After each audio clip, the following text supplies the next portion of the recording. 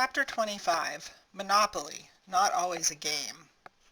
The Civil War made some people very rich. Military supplies, guns, food, clothing, railroads were needed, and quickly. Suddenly, there were new needs, new industries, and new fortunes. After the war, American inventiveness led to more new ideas and industries that continued to create riches. Some of those industries grew very big. They became monopolies. That means the whole industry was owned by one company.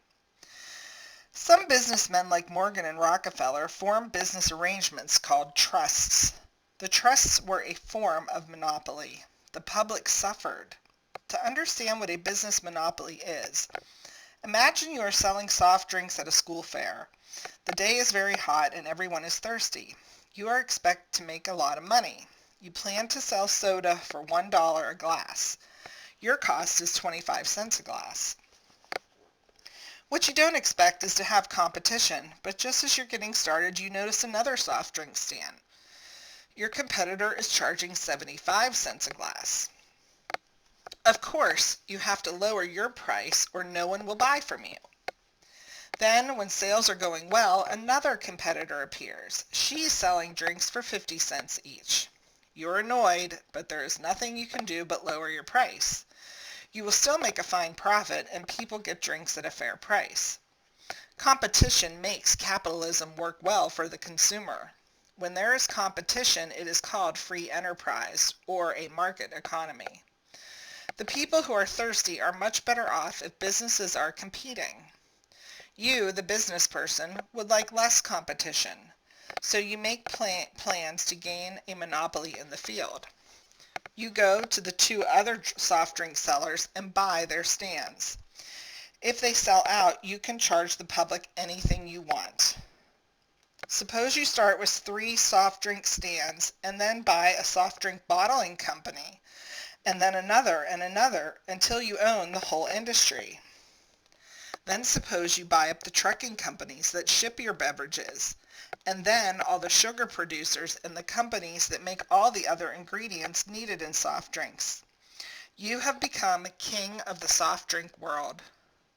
What power you now wield?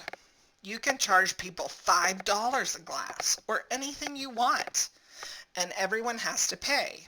You have no competition. That kind of thing happened in the 19th century. Rockefeller's Standard Oil Trust was a huge monopoly. It owned more than 90% of America's oil industry, as well as pipelines, tankers, and related industries. There are some benefits in a monopoly.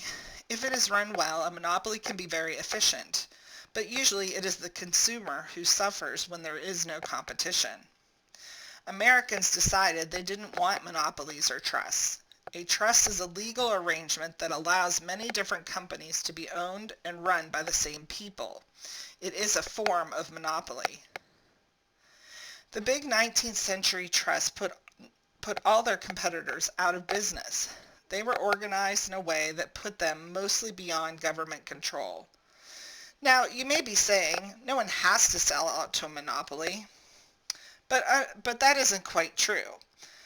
The monopolies grew so large that they could use unfair business methods. Suppose you're running your soft drink stand and a big rich competitor comes and sells drinks for 15 cents.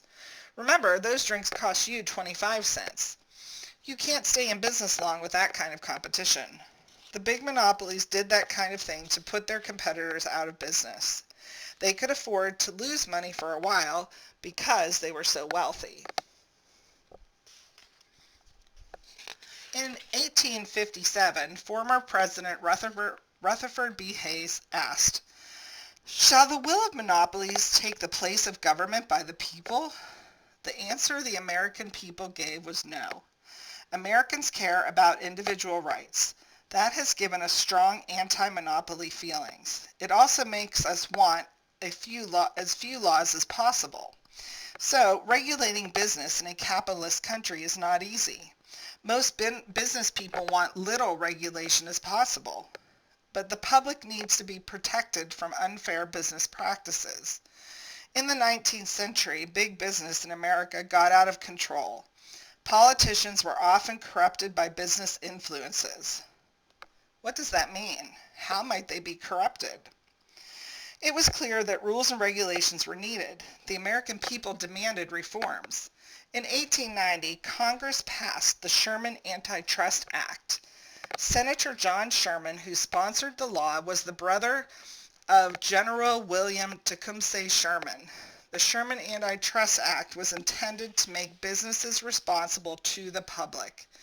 It said that trusts and monopolies that restrained free competition were illegal. At first, no one, not the president, Congress, or the courts, would enforce the law.